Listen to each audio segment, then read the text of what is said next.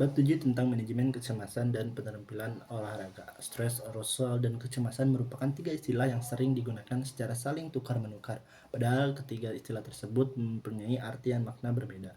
Stres adalah suatu ketergantungan emosional yang berpengaruh terhadap proses-proses psikologi maupun proses fisiologi. Stres juga merupakan proses biologis yang kompleks pada umumnya terjadi dalam situasi yang mengandung hal merugikan. Namun stres yang masih batas normal tujuannya agar atlet siap secara psikis dan menghadapi pertandingan. Lalu arousal merupakan sinonim dari kata drive atau dorongan, activation atau aktivasi. Secara konseptual, arousal merupakan gejala yang menunjukkan adanya pengarahan peningkatan aktivitas psikis.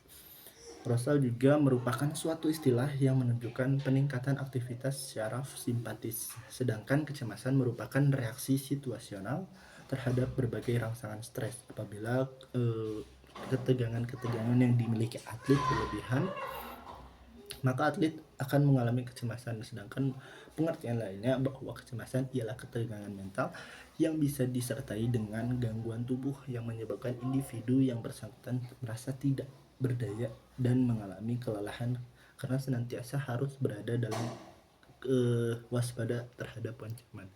B.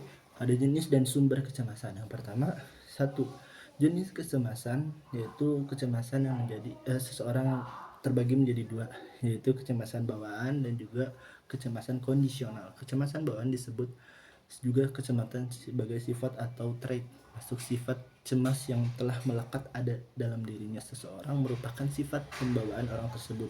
Dengan kata lain, sifat cemas itu ialah menjadi atribut yang menetap dalam diri. Sedangkan kecemasan kondisional merupakan kecemasan yang terjadi secara temporer yang tercermin pada respons seseorang pada suatu situasi. Kecemasan ini datang secara tiba-tiba dan bersifat sementara. Kecemasan kondisional sebagai keadaan emosi yang muncul dengan segera yang ditandai dengan rasa cemas, takut, tegang, dan peningkatan kesiagaan pada aspek fisiologi. Kedua, kecemasan bersumber dari dua sumber yang berbeda, yaitu dari dalam diri atlet dan juga luar. Atlet Kecemasan dalam diri atlet sangat mengandalkan kemampuan diri, dan atlet juga ada pikiran negatif karena dicemooh atau dimarahi. Sedangkan contoh dari dari luar yaitu rangsangan yang membingungkan, saingan yang bukan tandingnya, kehadiran atau tidaknya pelatih.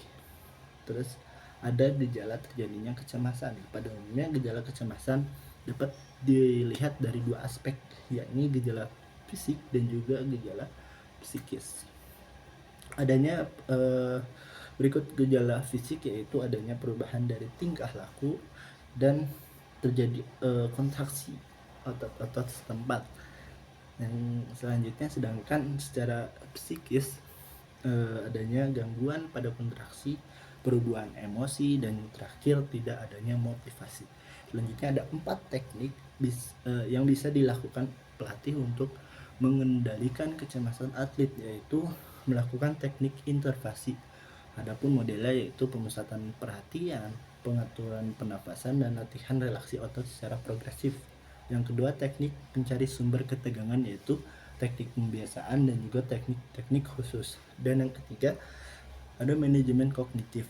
Ada dua yang sering digunakan dalam manajemen kognitif, yaitu teknik menghentikan pikiran dan juga membuat kerangka ulang. Dan yang terakhir, keempat, manajemen kecemasan somatik. Ada dua juga yang sering digunakan dalam manajemen somatik, yaitu pernafasan yang mendalam dan juga relaksasi progresif.